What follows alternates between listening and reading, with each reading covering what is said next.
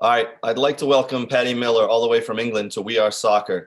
Paddy has played soccer in England professionally, and he's been living through what's going on over there. So, Paddy, welcome to the show. How you doing, man? Yeah, I'm good, Craig. Cheers for having me on. Appreciate it. So, let's talk about the European Super League.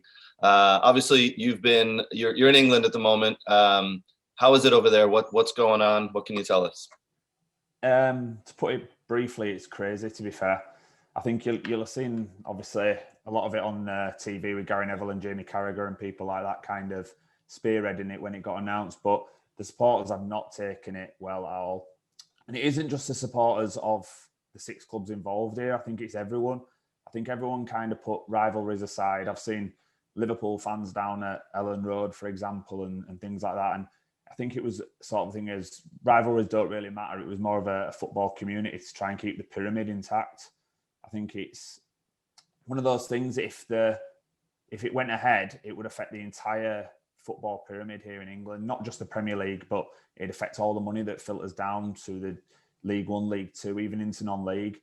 Right. And I think it just showed how passionate everyone was. I know there's been protests at Tottenham this morning. Manchester United supporters have kind of stormed the training ground by all accounts that on TalkSport.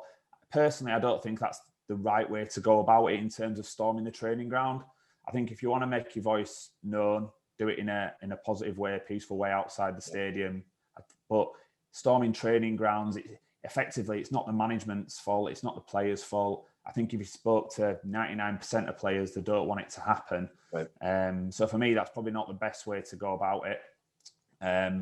But yeah, a lot of people are happy. I know that a lot of people, when kind of the six clubs pulled out one by one, I think obviously the Chelsea supporters before the Brighton game, they kind of blocked the coaches getting in and that sort of thing, and sat down in the streets, and they were kind of the first club to say they weren't going to do it, and then one by one, the kind of everyone pulled out from a domino effect, didn't they?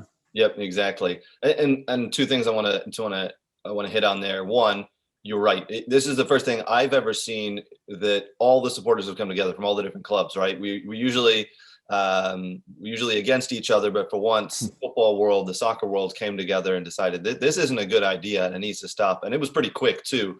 I would say from what I've seen, 99.9% of the soccer world came together and said, we're protesting this and we're saying this isn't good. So that was good to see. Two, the second item you mentioned, you may need to do a little bit of explaining if you could, because over here in America, we have closed leagues, right? Like the football league, Yeah. the NBA and the NFL and even the baseball.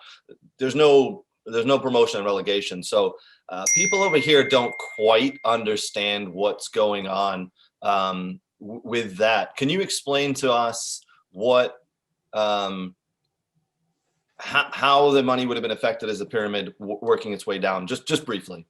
Yeah, so obviously the way it works is obviously the revenue that the Premier League get, they've got a commitment to filter money down based on revenue down to grassroots football, which we class as amateur, non-league, and then it gradually works its way down. So the less money there is at the top of the pyramid, i.e. the Premier League, that filters right down.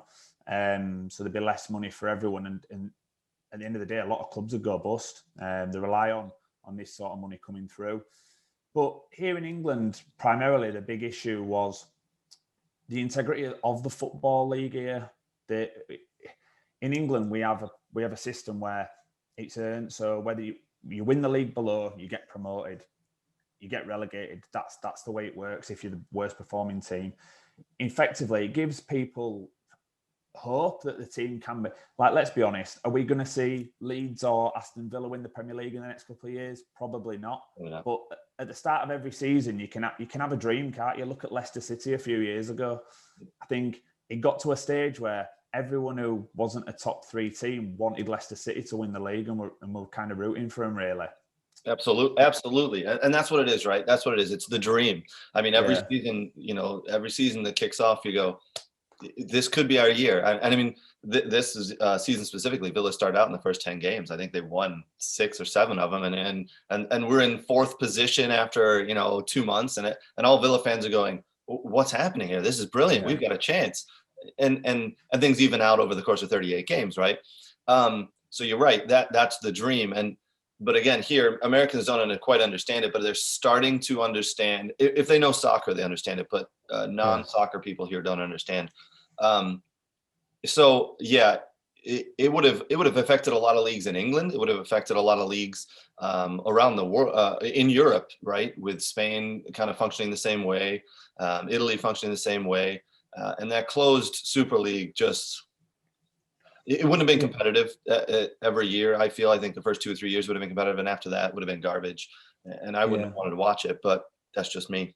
And I've got close friends who are really big Manchester United fans, and obviously, like you said, we have that bit of football rivalry, stroke banter with each other. Mm-hmm. But at the end of the day, we like having that. We like having the rivalries where we'll take the mick out of each other before and after the game, and then we'll have a beer and joke around it. One of my close mates from uni, he goes home and away to Manchester United games, season ticket holder, and he was absolutely fuming with it. I think he put a status on his Facebook that he didn't want to be playing Real Madrid and Barcelona every single week. He wanted to be playing Leeds, Liverpool, Everton. They're the teams he wanted to be playing. And then when you do get into the Champions League, it's exciting to see the draw of who you do then get. Yep. And I think he'd have taken away that spark, really. And then I think the problem you've got is if they had have broken away, I don't see, without starting at the very bottom of the pyramid, which could have taken them 8, 10 years getting back up to the Premier League, some of them. Yeah, absolutely. That's the problem. I mean, it was so big that on I think it was Monday, was it Boris Johnson, the Prime Minister, came out and said, we're not going to allow work permits for these teams who are breaking away into the ESL. So even the government recognized that the Super League would have been ruining grassroots and lower league teams, that they were going to try to put a stop to it as well. So that's how big this was, for if people don't realize, right? And I think what annoyed a lot of people was the fact that no fan groups were consulted with it. They didn't speak to the supporters. They just made the decision kind of behind closed doors. Even the management teams and players of the clubs didn't know about it. Right. And I think the primary thing when you look at it, it's just money based. It's pure greed. And they were just trying to basically snatch all the money. When you break down the figures and you look at the teams involved, I think I made a couple of notes here. If you put all the teams in there, there's 7 billion worth of debt at all those clubs. Yep. Collectively. So you're looking at that, and then you're hearing Perez at Real Madrid talking about how COVID has affected finances at these football clubs and all this sort of thing. However, he's gone and signed Alaba from Bayern Munich for God knows how much. I think it was a £30 million signing on fee I saw reported this morning. Yep. And then his wages, that'll be 250 grand a week over 5 years. And you're thinking, well, your finances can't be that bad if you're going out and signing these players. Exactly. I mean, 3 days later, he comes out and signs a player like that for that amount of money. The finances can't be that bad, right? The last piece we'll touch on the European Super League, which obviously now, as of this point, 9 of the teams have dropped out and sort of apologized. So it's pretty much no more. But those 6 teams in the Premiership specifically, do you think there should be some sort of punishment, some sort of ramification for what they did? Yeah, definitely. I know I'm a little bit biased being a Leeds fan, because we got fined £200,000 for someone watching a training match with a set of binoculars. So I know I'm a little bit biased with that, but there has to be, for me, when you look at, I know it's really difficult and it's never the fans' fault. It isn't. And I know it sounds really harsh, but when you look at teams recently, you've got Macclesfield, Bury, Sheffield Wednesday, teams that have been mismanaged from board level. Bolton, prime example. Yep. Teams that have been mismanaged from the board level, been deducted points, results in relegation. That affects the fans.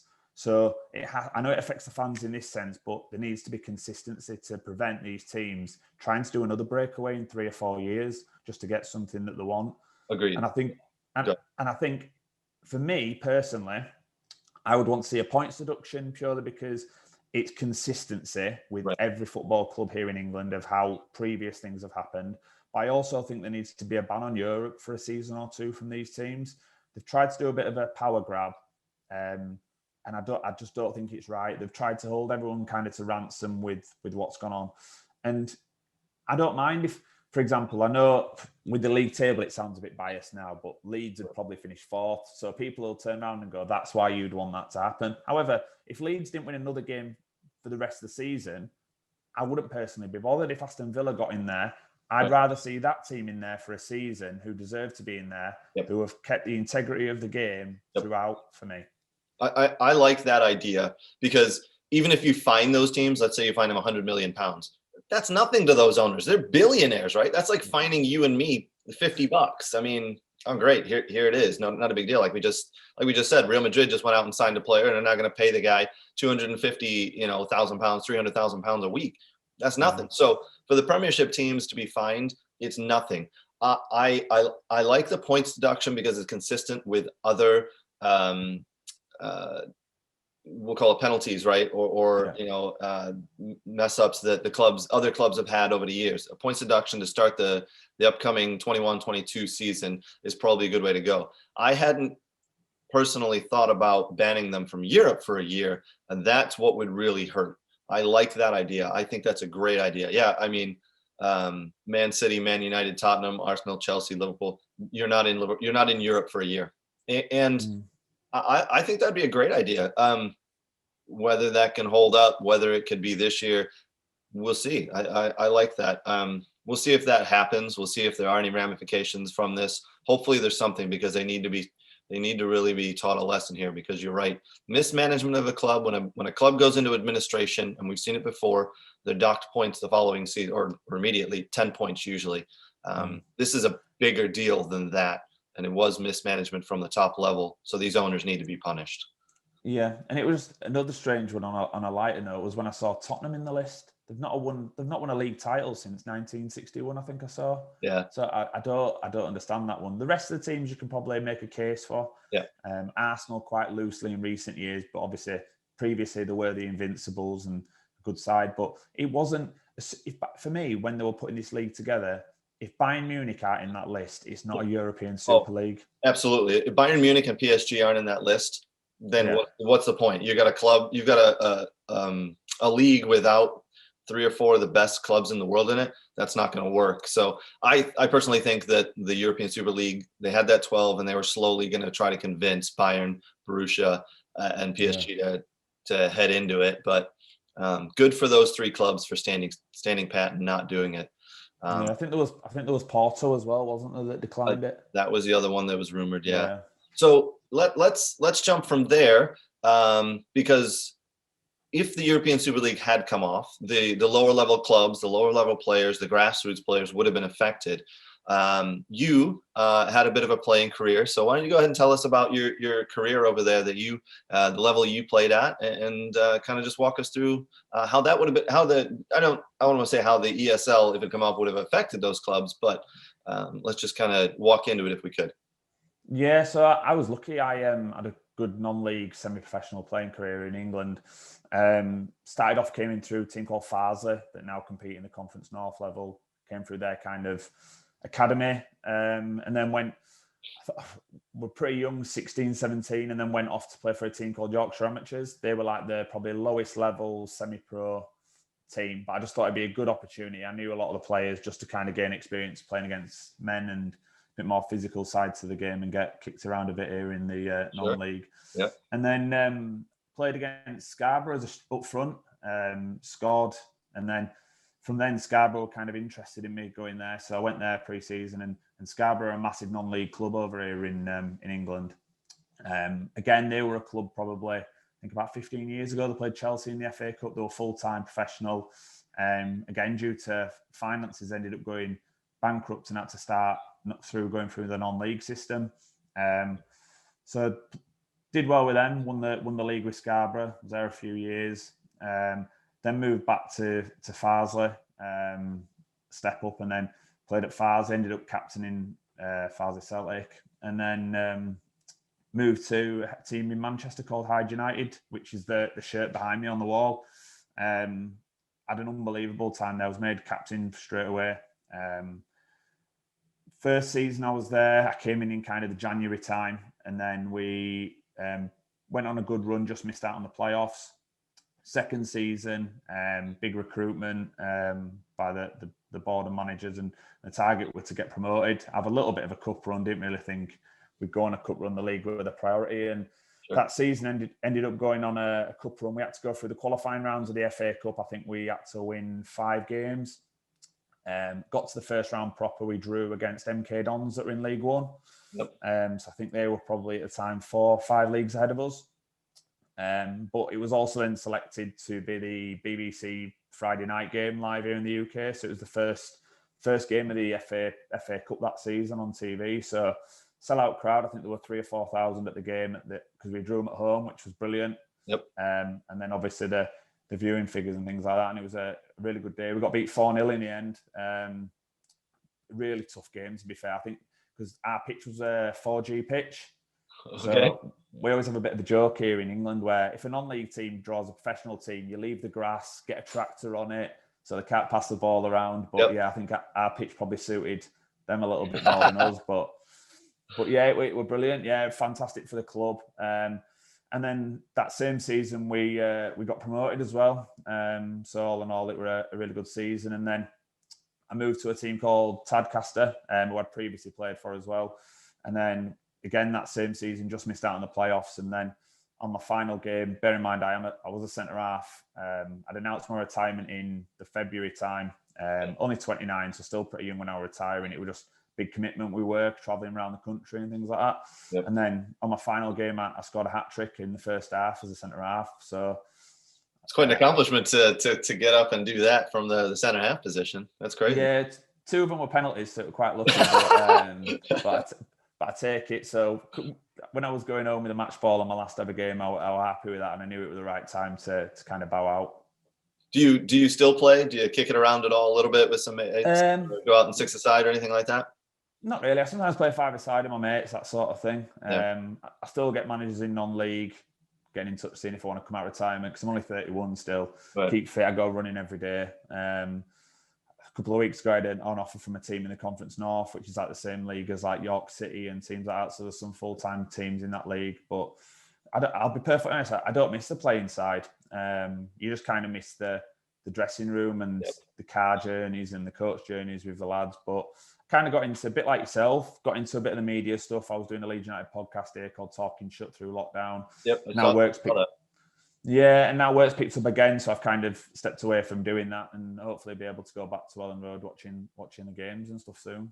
Well, you've had quite the career and moved around to a lot of teams and moved up and played in some big games. To play in the FA Cup against MK Dons on TV, on national TV, it's quite an accomplishment. I mean, I don't think people in America here realize the amount of people who tried it to even get to that level, right? I mean, it's quite an accomplishment. So I'm gonna put the little clip in here of you scoring that goal to get promoted, and it's quite an accomplishment. So good for you. That's great.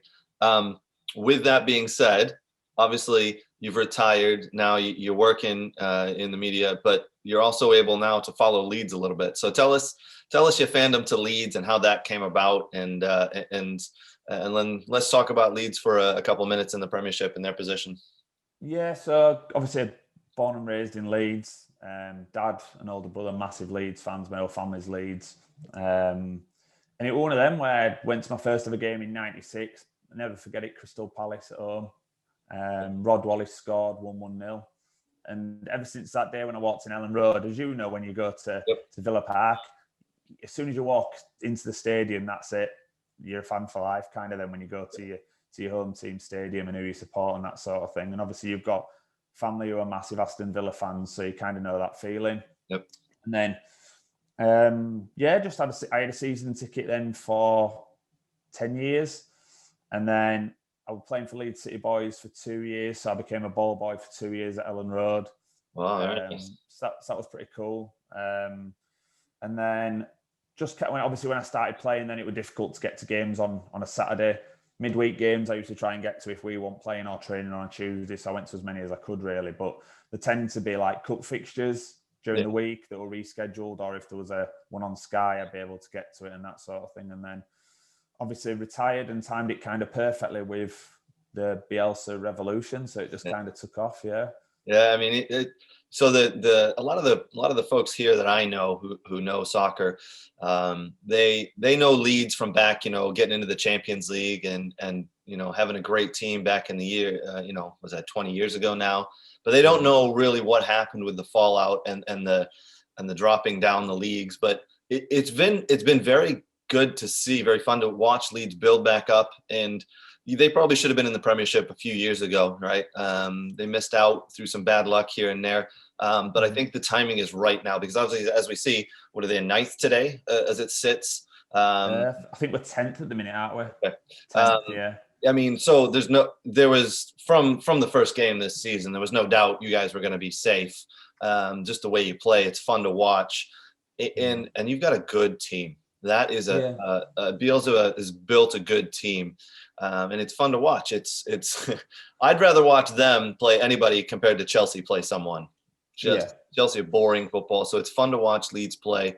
They're going to be safe, and I think if they can build on that and get some summer signings next year, they could be in the top, 6, 7, and maybe even higher if they get a little bit lucky.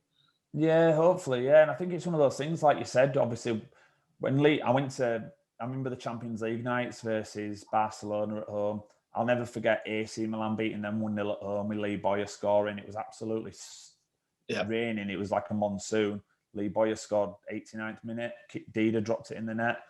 And you remember those nights, Deportivo beating them at home, Ian Hart in the quarterfinal of the Champions League. And it's something that you never forget. But then, obviously, the mismanagement at the time through a chairman, which I won't mention his name because he's not very well liked here in Leeds, he kind of went in complete free-fall. We ended up in League One, minus 15 points in League One.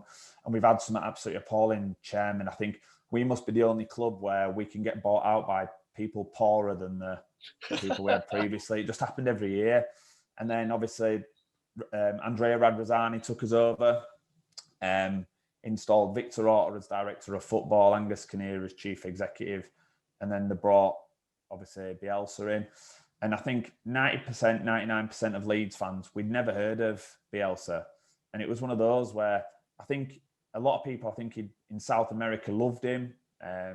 Obviously, he'd been around French League as well. But we'd personally never heard of him. And his first ever game, I went with a couple of my pals to watch versus Stoke. I think Stoke had just come down from the Premier League. Mm-hmm. And it was one of them where we thought, when they read out the team, we thought Stoke team's very good here. They had the likes of Tom Ince and Crouch and people like that. And we thought it could be a bad start to the season. I think we beat them 3-0 and we were all like, wow, I've not seen football like that, Ellen Road, for years. And then obviously it just took off. And I think the difference is Bielsa's been loyal to the players that were there as well. I think he isn't the sort of manager who goes out and spends free for all. He wants quality in key areas, and he's done that. Yeah. And I think in the summer, I think we spent 100 million, but it was on Llorente, Spanish international, Robin Koch, German international, Rodrigo, Spanish international. And it just took us to that next level, but also keeping the core of the team that got us promoted. So you've got Liam Cooper, Luke Ayling, Calvin Phillips, and then obviously Stuart Dallas, who's been arguably our best player now for 2 years, which most people, you'd say Stuart Dallas and they would not have a clue who he is. The best way I can describe him is a younger James Milner. He's exactly kind of like that sort of player. You can play him at left back or you could play him up front and you know you're going to get an 8 out of 10 out of him every single game. I think the biggest transformation that I've seen that Bielsa has is on those core players, Ayling, Calvin Phillips. He's really brought, and Dallas Stewart, he's really brought them along. And now, all three of them could be knocking on the door. Should be in the national team, right? I love watching Calvin Phillips. I think he's a solid player there. And Bamford up top, he has his faults and a little bit of, he should have scored that or he should have scored this, but he ends up putting the ball in the net most of the time. And on his day, he'll have a hat trick as he did at Villa Park a couple months back. He's a solid player. And I think that's honestly, a lot of it's down to Bielsa and the mind work that Bielsa does on these players and how he gets their confidence going. So it's been fun to watch. Like I said, when Leeds are on TV, I tune in to watch that over a lot of the other teams because it's so entertaining football. It's brilliant to watch. The best way you can describe it, I've said it a few times, it's like a basketball match. Yep. We don't have the mentality of, we'll shut shop, it'll be 1-0. I remember right before the season started, I did an interview for Sky Sports at Ellen Road, and they was asking about Bielsa's impact on the team, the city, and that sort of thing, because he kind of embraces the city.